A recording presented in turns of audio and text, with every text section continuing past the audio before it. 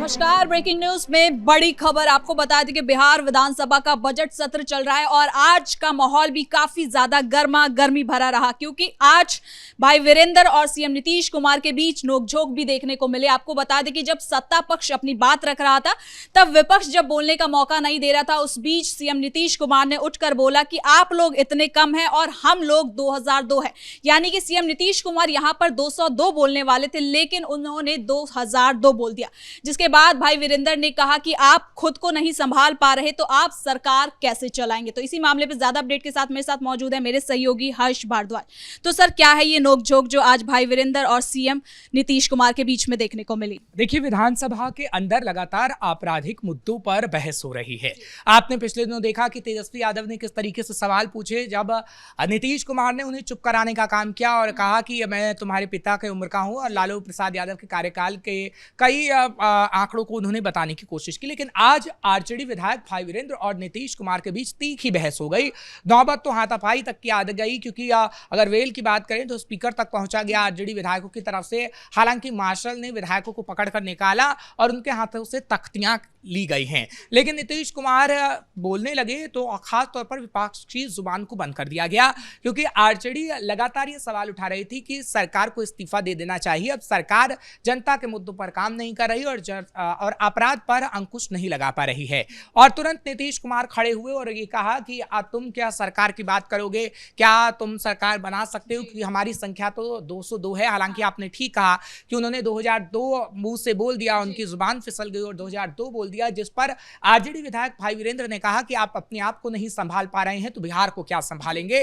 तो इस पर काफी गहमा हो गई और फिर नीतीश ने एक के बाद एक बड़े कटाक्ष किए हैं। नीतीश कुमार की तरफ से यह कहा गया है कि लालू प्रसाद यादव की सरकार में कितना अपराध था ये बताने की जरूरत नहीं है, ये तो तुम भी जानते हो क्योंकि तुम भी उसी जमाने के हो। क्योंकि भाई वीरेंद्र काफी पुराने नेता हैं आरजेडी में, और भाई वीरेंद्र की तरफ से जब आपराधिक मुद्दों को लेकर सवाल किया गया तो नीतीश ने बताने का काम किया कि लालू के राज में किस तरीके से लगातार बिहार में अपराध हुए थे। और उन्होंने कहा कि जब से हमारी सरकार है 2005 के बाद से लगातार आपराधिक मुद्दों पर काम किया जा रहा है और अपराध कम हो रहा है और बहु बेटियां सुरक्षित हो रही हैं। लेकिन भाई वीरेंद्र चुप नहीं हुए और भाई वीरेंद्र लगातार कटाक्ष कर रहे थे, तो नीतीश कुमार का आग बबूला होना लाजमी था। लेकिन हाँ, नीतीश के बगल में बैठे जो मंत्री साहब थे उनकी तरफ से भी बोला जा रहा था कि नीतीश कुमार लगातार अपने विधायकों को चुप करा रहे थे और ये कह रहे थे कि नहीं, आंकड़ा हम ही देंगे, हम इन्हें बताते हैं, क्योंकि उन्होंने कई ऐसे कांडों का जिक्र किया है जो लालू की सरकार में हुए थे। इससे पहले आपने आज सुबह मीडिया को जब संबोधित कर रहे थे नीरज कुमार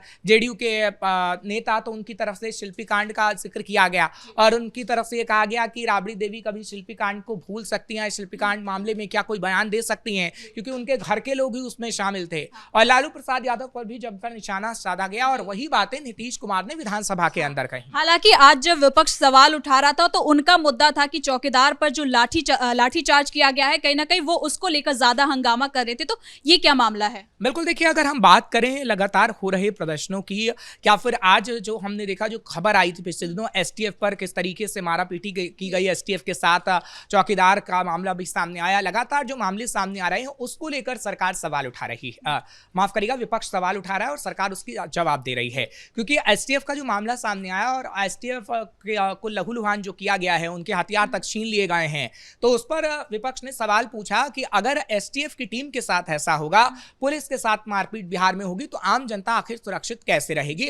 और उनका सवाल पूछना लाजमी भी था, क्योंकि ये वाजिब सवाल है कि अगर आप एसटीएफ के साथ ही ऐसी स्थितियां हो रही हैं और कई अपराधी जो हैं वो एसटीएफ के साथ मारपीट कर रहे हैं, क्योंकि देखिए, अपराधी तो पकड़ाया नहीं, जब एसटीएफ गई थी अपराधियों को पकड़ने तो भाग गए, लेकिन उनके साथ जो लोग थे उन्होंने एसटीएफ के हथियार भी छीन लिए थे, जिसका मुद्दा विधानसभा के अंदर उठा है।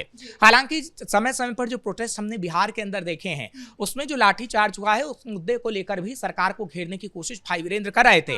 क्योंकि पिछले दिनों नीट मामले में हमने देखा था कि किस तरीके से जब प्रोटेस्ट किया गया था तो पुलिस ने उन प्रोटेस्ट को बंद करवाने की कोशिश की थी और प्रदर्शनकारियों को अलग हटाने की कोशिश की थी, जब लाठी डंडे भी चलाने की कोशिश की गई थी। और उसी मुद्दे को लेकर भाई वीरेंद्र ये कह रहे हैं कि आप विपक्ष की आवाज दबाने की कोशिश करते हैं, आप आपराधिक मुद्दे पर जवाब नहीं देते हैं।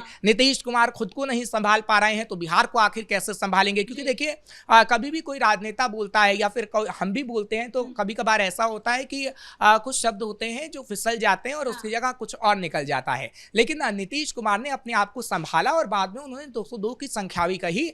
जब वो 2002 कह गए तो कहीं ना कहीं आरजेडी ये बड़ा मुद्दा बनाने की कोशिश कर रही है और ये कह रही है कि इससे पहले भी कहा गया था आरजेडी की तरफ से कि नीतीश की तबीयत ठीक नहीं है। और जब हमने उनके फेस की बातें सुनी थी कि उनके फेस पे ऐसे दाग है और कई बातें उन्होंने कही थी, आरजेडी के विधायकों की तरफ से कहा गया था नीतीश का स्वास्थ्य ठीक नहीं है और अब उनके इस्तीफा दे देना चाहिए, बिहार को चलाने के लिए कोई और आना चाहिए। और लगातार कई ऐसी बातें नीतीश को लेकर की जा रही थी और एक बार फिर से यही कहा गया कि नीतीश की अब थोड़ी तबीयत बिगड़ी सी है। और मीडिया के सामने भी अभी विधानसभा के बाहर जब आरजेडी के नेता आए हैं, खुद भाई वीरेंद्र आए हैं, तो भाई वीरेंद्र ये कह रहे हैं कि नीतीश बाबू खुद तो सही से बोल नहीं पा रहे हैं, आम जनता को आखिर क्या बताएंगे, क्या आंकड़े पेश करेंगे। क्योंकि सत्ता में बैठा व्यक्ति ऐसा होना चाहिए जिसका खुद का स्वास्थ्य भी ठीक हो और जनता के वो काम भी कर सके, लेकिन नीतीश को देखकर ऐसे लगता नहीं है। हालांकि आज हमें ये भी देखने को मिला, हमें ये यूपी विधानसभा में भी देखने को मिला था कि कैसे विपक्षी नेता बेल के अंदर पहुंच जाते हैं और कहीं ना कहीं वो फिर उनके हाथ से पर्ची छीन लेते हैं। और सेम चीज हमें आज भी बिहार विधानसभा के अंदर भी देखने को मिली, जहां पे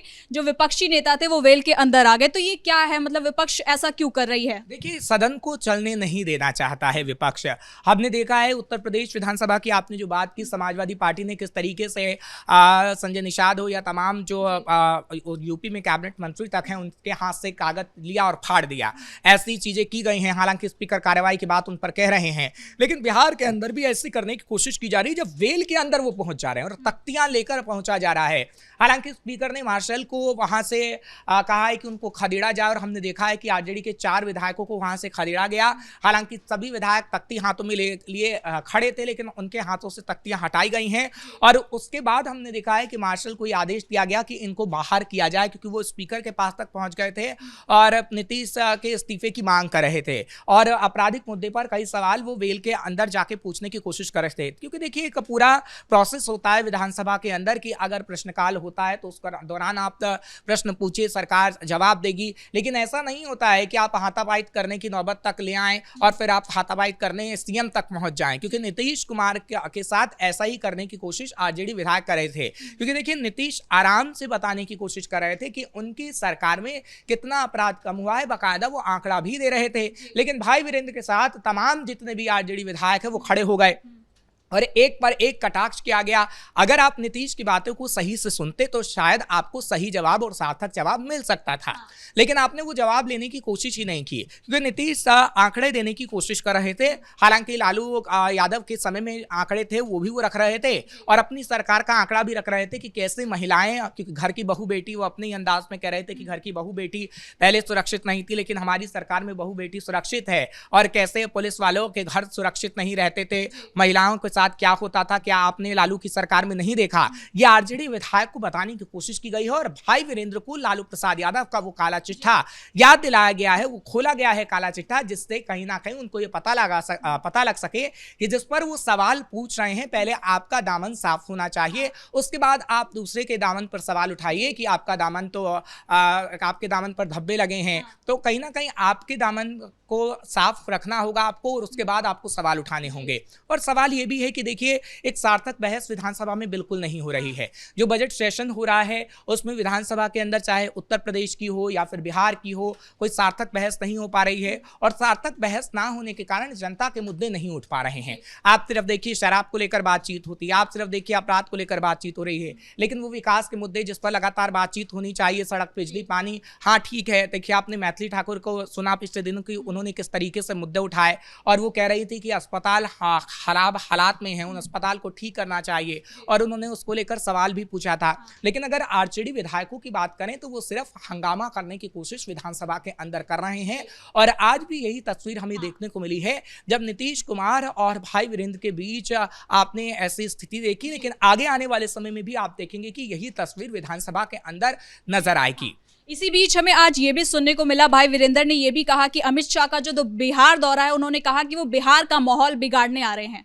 देखिए, वो ऐसे कटाक्ष इससे पहले भी कर चुके हैं। हालांकि जब विधानसभा के अंदर वो आज जा रहे थे, क्योंकि अमित शाह का जो दौरा बिहार का रहा था, उसके बाद भाई वीरेंद्र लगातार हमले बोल रहे हैं। और आज भी जब वो सुबह सुबह विधानसभा के अंदर गए तो मीडिया को जब उन्होंने संबोधित किया तो मीडिया को भी उन्होंने ये कहा कि अमित शाह सिर्फ और सिर्फ बिहार का माहौल बिगाड़ने आते हैं। चुनावी वक्त में भी उनके भाषण ऐसे रहे कि बिहार का माहौल बिगड़ गया, ऐसा भाई वीरेंद्र का कहना है। हालांकि ऐसा बिहार विधानसभा के अंदर कुछ देखने को नहीं मिला, लेकिन वो अपनी बात रखने की कोशिश कर रहे थे। लेकिन ये विधानसभा सत्र आपको ऐसे ही हंगामेदार देखने को मिलेगा, लेकिन एक सार्थक बहस होनी चाहिए, लेकिन वो नहीं हो पा रही है। बहुत बहुत धन्यवाद सर इन तमाम जानकारी के लिए। तो कुल मिलाकर आज बिहार विधानसभा के अंदर जमकर हंगामा देखने को मिला। इसी दौरान सीएम नीतीश कुमार और विपक्ष से भाई वीरेंद्र के बीच छोटी सी नोकझोंक भी देखने को मिली। ब्रेकिंग न्यूज में इतना ही। कैमरा पर्सन कुणाल के साथ मैं सृष्टि शाह।